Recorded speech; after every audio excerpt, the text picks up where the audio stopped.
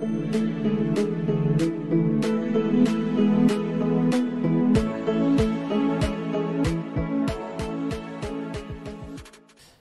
시청자 여러분 안녕하십니까? 오늘은 그 날이 흐린 6월 20일 화요일 오후입니다. 자, 어제 굉장히 더워서 35도 근처까지 갔는데요.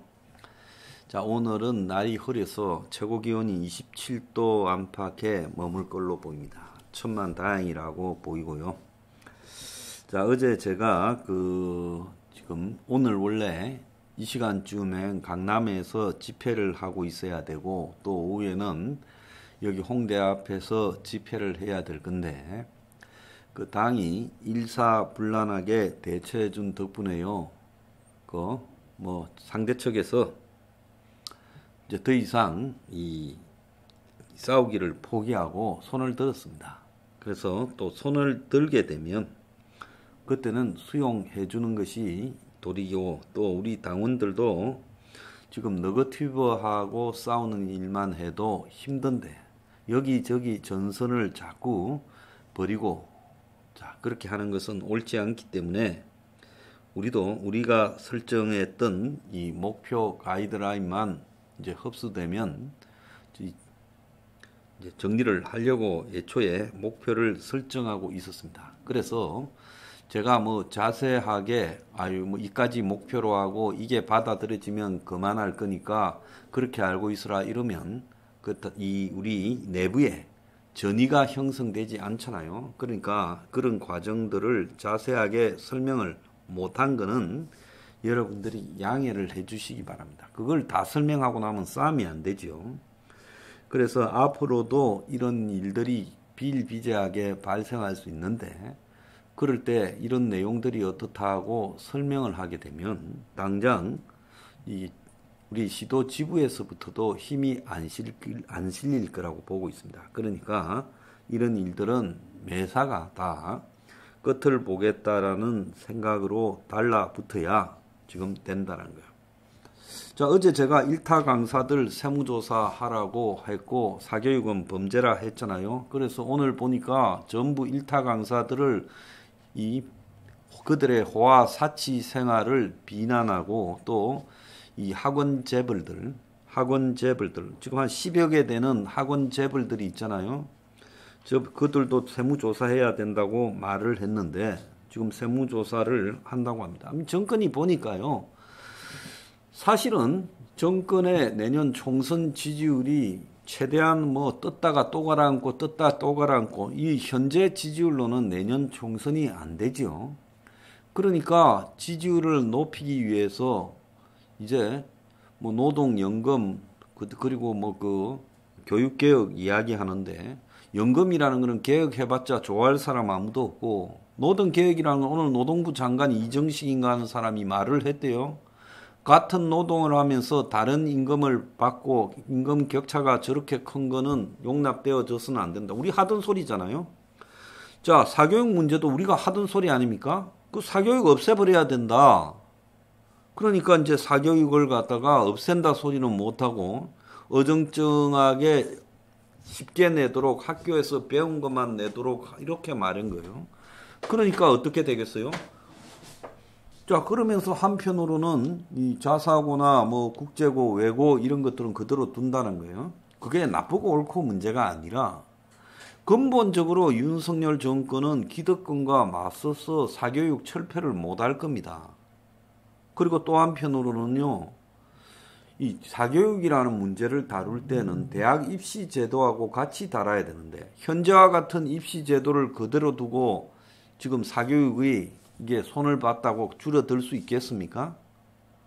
그러니까 문제 어렵게 내는 킬러 문항을 가지고 일타 강사 그리고 이제 학원 재벌들을 공격하고 싶었는데 그게 이제 저들의 저항에 부딪히잖아요. 그래서 이런 걸 하려면 당연히 처음에 일타 강사부터 세무조사 들어가고 학원 재벌들 세무조사 들어가서 야들이 월급이 연봉이 400억씩 된대요. 일타 강사 300억 400억 이랬대요. 그러면서 세금을 갖다가 130억을 냈다지 않습니까? 소득세를요. 근데 버는 거 다 세금 내지도 않았을 거고 실제 감춰진 수입도 많을 거라고 보이고 그 돈 많은 사람이 누구한테 배우겠어요? 일타 강사한테 안 배우겠습니까? 그러니까 결국은요 이것들이 돈 자랑하잖아요. 강남 뷰에 살고 뭐 PH129라는 한국 최고의 공시지가를 가진 집에 살고 무슨 뭐 스포츠카가 뭐 20억 어느치가 있고 시계가 3억짜리고 그림을 109억짜리를 샀고 그 일타 강사라고 하는 것들이 재벌 흉내를 내고 다니지 않습니까? 그런 것들 다 세무조사 해야지요.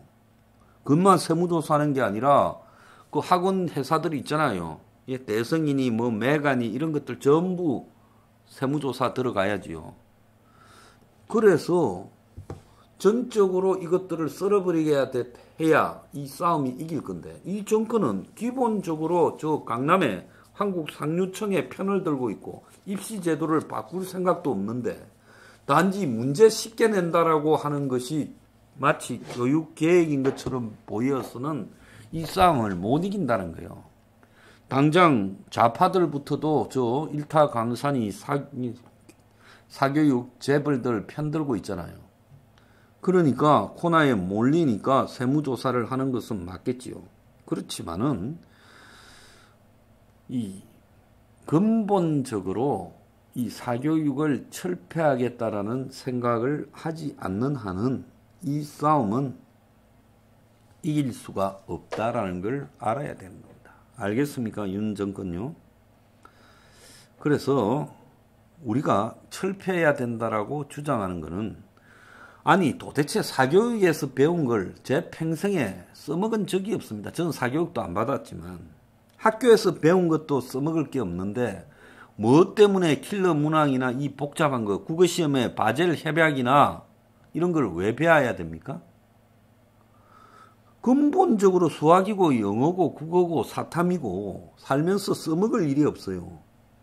오히려 생활 속에 필요한 금융 지식이나 법률 지식이나 또 사회가 돌아가는 구조나 일평생상 이 사람들이 어떻게 수익 구조를 가지는가 부동산이나 주식 투기의 문제 이런 것들을 학교에서 가르치는 것이 맞지요.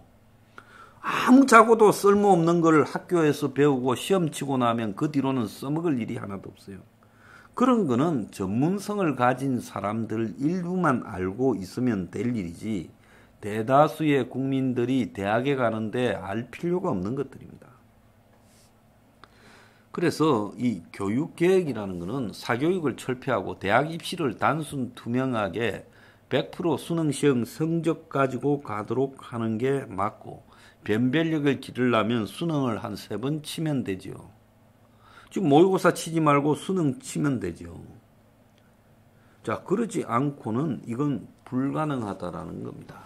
그래서 노동개혁도 그렇습니다. 노조를 없애야 민노총이나 한국노총을 없애야 저거는 뜯어먹고 사는 구조고 만들어지고 나면 점점 커지지 작아질 리 없어요. 그래서 개헌을 해서라도 노조를 저 상급 정치 노조를 없애야 계획이 되는 거지. 같은 노동을 하면서 임금을 여러 가지를 받는 경우가 있는데 그걸 갖다가 노조가 협조해서 고치자 이렇게 협조하겠어요? 그래서 불가능한 일에 매달리고 있다라고 보입니다. 자, 1인시 어제 있었습니다. 6월 19일 월요일 날 오전에 손자영 님이 너거튜브 앞에서 했고요. 그리고 오늘 아침 출근 시간에 태미 님 하셨습니다. 감사를 드립니다. 우리가 여러분들이 열심히 이제 싸워준 덕분에 장소도 잘 마무리되었고, 그래서 이제 애초에 생각했던 것보다 규모를 한 2배 키워서 강연회를 할 겁니다. 그래서 지금 현재 110여 명 정도가 신청을 한 걸로 알고 있고요. 한 130명까지 받으려고 하고 한 20명 정도 TO가 있다라고 말씀을 드리겠습니다.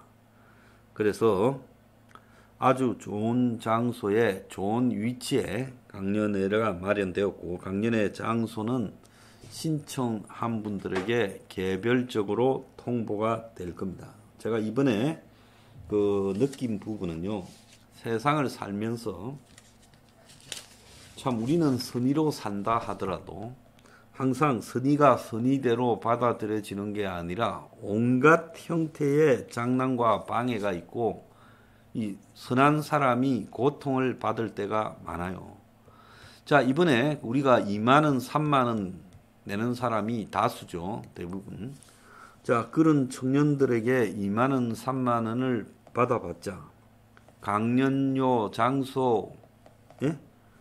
대관료 주고 그 다음에 만원 이상 하는 식사를 제공하고 참가자 전원에게요. 자, 그러면 이 강연회라는 부분은 그것도 가수도 부르니까 또 줘야죠. 그리고 여러 가지 또 이런저런 게 들어가고 나면 적자가 100만 원 이상은 발생할 거라고 보고 있습니다. 적자가요. 자, 세상에 이 청년 콘서트라는 것을 한다고 여러 사람들이 참 오랫동안 시간을 들여서 고생하고 그렇게 해서 하면서 적자가 나서 돈을 털어놓고 그럼에도 이런 행사를 하는 사람은 요즘 시대에 우리 말고 있겠습니까? 이제에 뛰어난 좌파들은요. 아예 이런 거를 할 때 한 돈 10만 원씩 받아서 청년이고 뭐고 돈 낼 수 있는 사람만 오라고 하고 장소도 무슨 구청에 아트홀 같은 데를 빌려가지고 10만 원씩 받으면서 한 몇백 명을 불러버리지 않습니까? 그러면 돈이 되겠죠. 10만 원씩 100명만 와도 1000만 원이고 10만 원씩 500명 오면 5천만 원이잖아요. 그런 식으로 흔히 인플루엔서들이라는 것들은 돈을 버는 겁니다. 돈이 목적이고 보통 유튜브 하는 것들도 다 그렇게 하죠. 그런데 우리는 참 돈 많고 흠 많은 회사 부분을 그쪽을 건들 생각도 없는데 먼저 그쪽 산하에서 시비를 걸어서 그래서 싸움이 붙고도 그 다음에 우리가 원래 원했던 대관만 그대로 가자라는 쪽으로 이야기할 정도로 순수한 사람들이요. 다른 놈이면 아마 이번 기회에 뽕을 뽑으려고 달라들었을 거예요. 돈밖에 없는 회사예요. 어제 그 장소를 보러 갔는데 사무실에 스텝이 그러더라고요. 야, 멋지다. 우리도 이런 멋진 조그만한 빌딩이라도 하나 있으면 참 교육도 잘 되고 싹싹 잘 돌아갈 건데 라는 이 부러워하는 말을 했어요. 제가 속으로 마음이 좀 아프기도 했습니다. 그렇지만은 세상에는 영광과 그리고 명분이 같이 가지는 않는 거예요. 영광을 갖다가 취하고 이러려면 그게 뭡니까? 돈을 구하고 지위를 구하고 남들에게 그야말로 삐까뻔쩍하게 알려지고 이런 걸 취하면서 명분까지 취할 수 없는 거예요. 우리는 현실적인 영광과 명분 중에서 명분을 선택했기 때문에 매번 강연이나 이런 게 있을 때마다 장소를 구하기 위해서 개고생을 하는 운명을 살 수밖에 없는 거예요.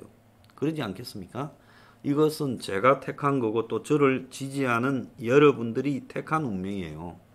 우리가 삐까뻔쩍한 빌딩을 가지고 거기서 교육을 시키고 거기서 사람들을 모아나가고 하는 일은 그건 애초에 우리한테는 없는 일이죠. 그래서 그런 것들을 우리 스스로가 인정하고 그렇지만은 가야 될 길을 올바로 가려고 노력하는 게 맞다라고 보입니다. 그래서 이번에도 우리 주장만 딱 취하고 깔끔하게 마무리 짓고 거기서 끝내는 게 답이지. 이런 일을 할 때 스스로 경계하지 않으면 어느 순간에 사람이 타락하게 되는 것은 시간 문제다. 그래서 어떤 일이 있을 때마다 우리 스스로가 타락하려고 하면서 그러면서 겉으로 좋은 명분을 취하게 되면 나중에 어디까지 타락할지 몰라요. 오늘날 한국의 정치가 저 모양이 된 부분이 내세우는 명분과 현실이 어긋나서 그런 거 아니겠어요?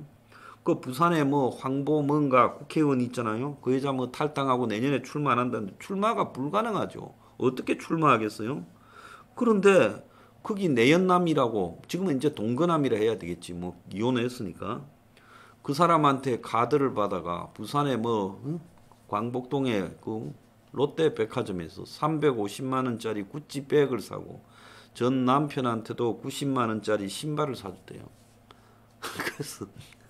그래서 내가 야 그래도 국회의원까지 하겠다고 없는 집안에 나서 그렇게까지 갔으면 생각을 조금이라도 해야지 내연남 카드 받아가지고 명색이 국회의원 당선된 직후에 백화점에 가서 명품 백을 사고 신발을 사느냐. 참 기가 찬 일이 아닐 수도 없고 그때는 가만히 있다가 이제 와서 돈 받은 거 다 이야기하는 남편도 제가 봤을 때 좋은 사람은 아니고 그 밥에 그나물 들이고 그리고 그 동거남은 또 내년에 부산에서 출마하려고 그 여자 끼고 국회 출입하면서 술 사고 다녔다는 거 아니에요. 그마한테 술 얻어먹은 것들은 또 뭡니까? 부산의 정치 실세라는 술 얻어먹은 것들은 또 뭐예요? 이게 정치의 현실이에요. 이재명이가 이제 와가지고 국회에 뭐 체포 동의권 안에 숨지 않고 그리고 영장 실질 심사를 받겠다고 말하는 것은 또 무슨 의미가 있겠어요? 지금 백현동에 그 아파트 사업자가 구속이 됐고 또 정자동 호텔 허가 인허가 관련 비리와 관련해서 압수수색이 있었고 어제는 김혜경 이재명 마누라 김혜경의 그 비서 배소연입니까? 걔가 징역 1년이 구형됐죠. 자, 그런데 결국 지금 이재명에게 등장한 게 뭡니까? 부동산 개발 비리예요. 김남국에게 등장한 게 뭐예요? 코인 비리예요. 자, 그래서 이 사회의 야당의 대표 대선 후보 그리고 그의 또 핵심 측근이 부동산이나 코인 개발 비리로 문제가 되고 지금 오늘 아침에 신문에 나왔지만 주가 조작을 한 놈들의 48.5% 103명인데 주요한 주가 조작 사범이요. 요 근래 그 중에서 집행유예가 50명이나 103명 중에 48.5%가 집행유예. 그래서 주가 조작으로 1000억씩 해먹고도 불과 5, 6년 살고 노고 주가 조작범 중에 몇백억씩 해먹었던 것 중에 벌금 내고 집유로 놓은 것들이 많고 놓으면 또 주가 조작한다잖아요. 그러니까 대한민국의 사법체계가 한마디로 엉망이고 김남국이 요즘 조용해졌잖아요.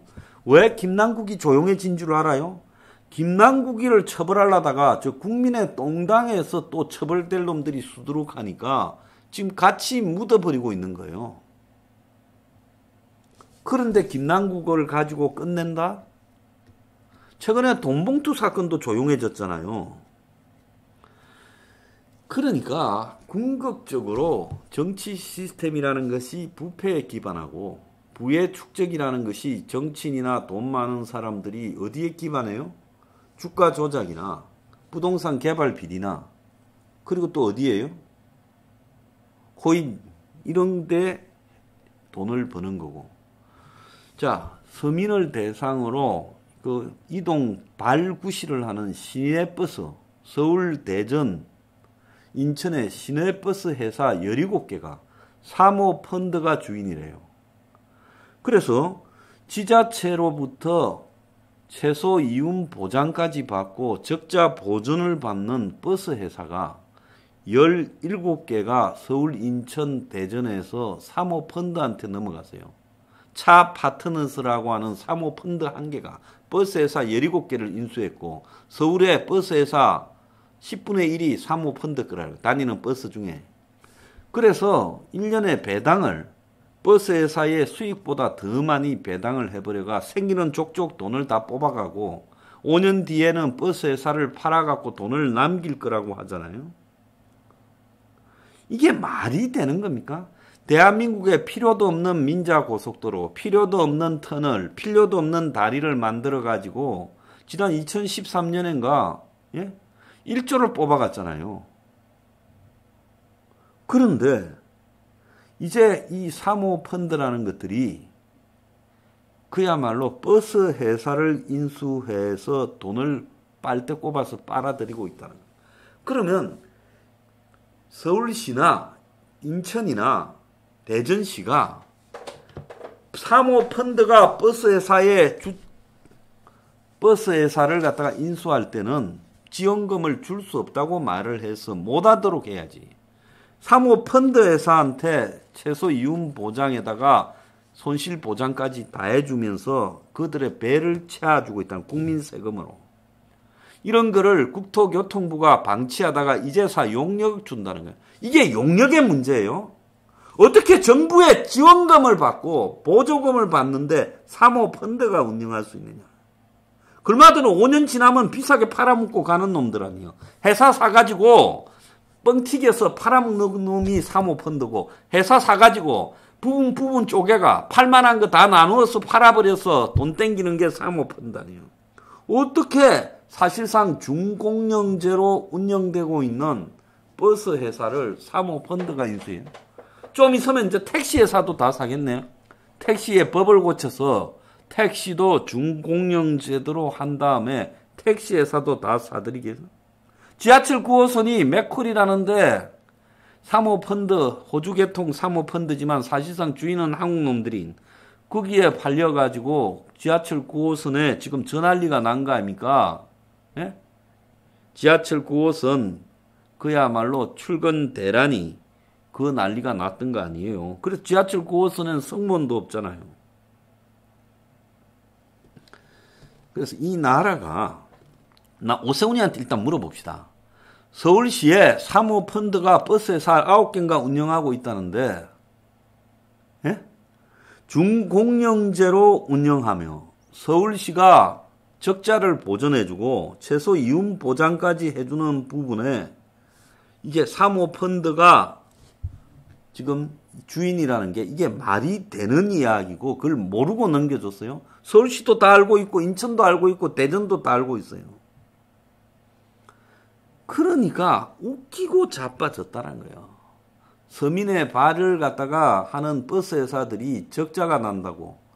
사람 많이 안 타는 노선에 버스를 다니게 하려니까 그걸 갖다가 준공영제라고 사실상 서울시가 시민의 세금으로 운영하고 있으면서 그걸 사모펀드가 빨대대에서 꼽아가지고 빨아가게 하고 있다.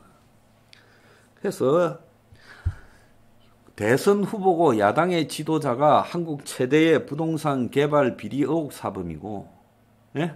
그의 척근은 코인 비리 의혹 사범이고, 예? 반도 쪽에 그놈들 집어넣으라는 놈도 저거 아들이 코인 비리에 연루되었을 가능성이 높고, 그러니까 이 정치판에서 저것끼리 싸우고 자빠지고 어쩌고 하고 있지만 실상은 다 똑같다라는 거고.